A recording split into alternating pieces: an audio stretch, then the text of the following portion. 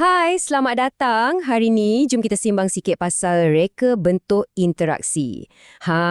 Inilah dia rahsia di sebalik kenapa ada aplikasi yang kita suka sangat guna dan kenapa ada yang buat kita rasa nak baling telefon.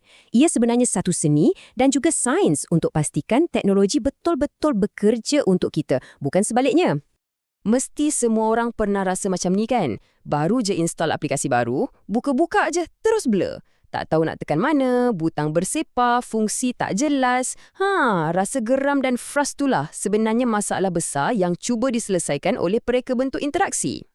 Okey, untuk perkongsian kita kali ni, ada 4 benda penting kita akan sentuh.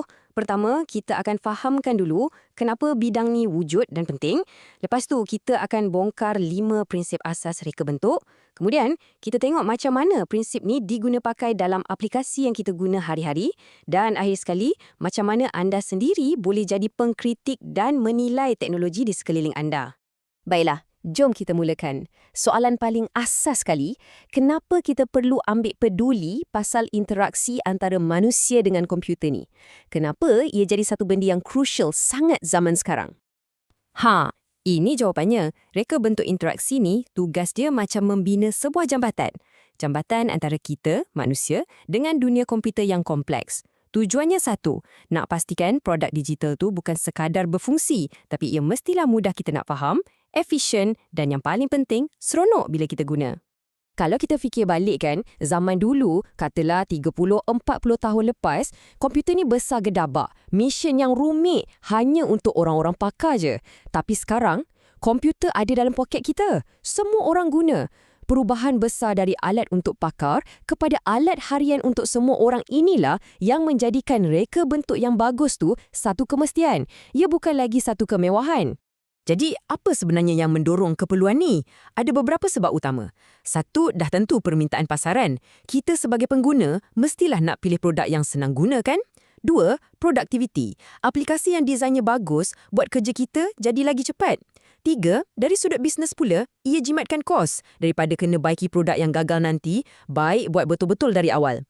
Dan akhir sekali, ia membolehkan kita berhubung antara satu sama lain melalui teknologi atau kita panggil pengkomputeran sosial. Dan cara paling bijak pereka bentuk buat jambatan tu adalah dengan guna benda yang kita dah sedia faham dalam dunia nyata. Contoh terbaik, ikon folder warna kuning tu. Kita tak payah belajar pun yang itu tempat simpan fail sebab kita dah tahu fungsi folder fizikal dekat office. Inilah yang kita panggil reka bentuk yang intuitif. Tengok je, dah faham. Okey, sekarang kita dah faham kenapa ia penting. Jom kita selami pula alatan ataupun toolkit yang digunakan oleh pereka bentuk. Ada 5 prinsip asas yang jadi macam tulang belakang untuk setiap produk digital yang hebat. Prinsip pertama dan paling asas, konsistensi. Maksudnya, semua elemen dan fungsi kena seragam di seluruh aplikasi. Contoh paling mudah, butang X untuk tutup window dekat Windows kan? Selalunya dekat penjuru kanan atas. Bayangkan kalau tiba-tiba satu aplikasi letak butang tu dekat bawah kiri. Mesti kita pening kan? Konsistensi ni membina kebiasaan dan buat kita rasa selesa. Kita tengok je Facebook. Tak kisahlah awak dekat newsfeed, dekat profil orang atau dalam grup, perasan tak bar carian biru ke atas tu dengan menu navigasi kat tepi tu sentiasa ada kat tempat yang sama. Inilah konsistensi. Ia membolehkan kita guna aplikasi tu dengan yakin tanpa perlu tercari-cari setiap kali buka skrin baru. Prinsip kedua, kebolehan membuat pemerhatian. Senang cerita macam ni, kita sebagai pengguna mesti boleh nampak dengan jelas mana satu benda yang boleh ditekan, mana yang tak boleh. Butang kena nampak macam butang, link kena nampak macam link. Kalau kita terpaksa teka-teka, ni boleh klik ke tak? Maksudnya reka bentuk tu dah ada masalah. Prinsip ketiga, boleh dipelajari. Aplikasi yang bagus tak perlukan buku manual tebal-tebal. Fikirkan pasal WhatsApp. Rasanya kebanyakan kita lepas install dalam beberapa minit dah boleh terus hantar mesej kan? Reka bentuknya sangat mudah kita nak belajar dan kita akan ingat cara nak guna walaupun dah lama tak buka. Itulah learnability. Yang keempat, kebolehan menjangka. Maksudnya, sebelum kita tekan sesuatu, kita dah boleh agak atau expect apa yang akan jadi. Contoh, bila kita nampak ikon emoji, kita dah tahu, okey, kalau aku tekan ni mesti keluar papan kekunci emoji. Tak ada kejutan yang pelik-pelik. Reka bentuk yang boleh dijangka macam ni akan membina kepercayaan kita sebagai pengguna. Dan yang kelima, yang ni super penting, maklum balas. Bila kita buat sesuatu, sistem kena jawab balik. Ia kena bagi tahu kita yang arahan kita tu dah diterima. Contohnya macam ada paparan loading atau bar kemajuan bila kita upload gambar atau bunyi klik yang memuaskan. Maklum balas ni beri kita kepastian yang tindakan kita tu menjadi. Contoh paling klasik, butang share. Sebaik sahaja anda tekan, pop. Keluar satu menu. Menu yang keluar itulah maklum balasnya. Ia bagi tahu, okey, aku dah terima arahan kau untuk kongsi. Sekarang ni, pilihan yang kau ada.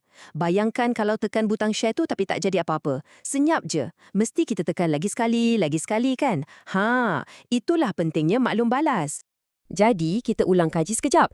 Inilah dia 5 prinsip utama kita. Konsistensi, kebolehan membuat pemerhatian, boleh dipelajari, kebolehan menjangka dan maklum balas. Cuba ingat kelima-lima ni, sebab inilah kunci untuk kita faham dan menilai mana-mana reka bentuk digital. Okey, cukup dengan teori. Sekarang, jom kita tengok macam mana nak guna semua prinsip ni untuk menilai produk dalam dunia sebenar.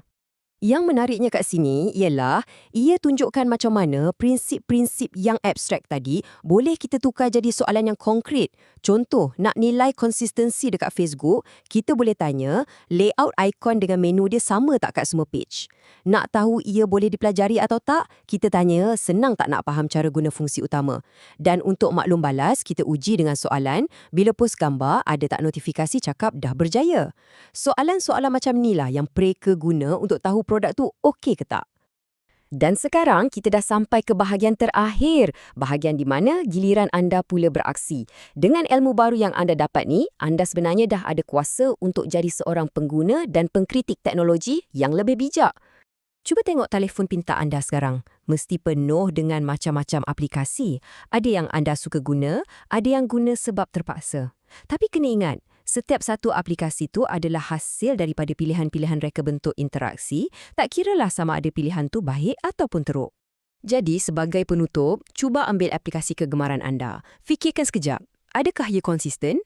Senang tak nak belajar guna? Tindakan kita boleh dijangka tak? Lain kali bila anda rasa seronok sangat atau geram sangat guna satu-satu aplikasi, sekarang anda dah tahu puncanya. Puncanya terletak pada prinsip-prinsip reka bentuk interaksi ni.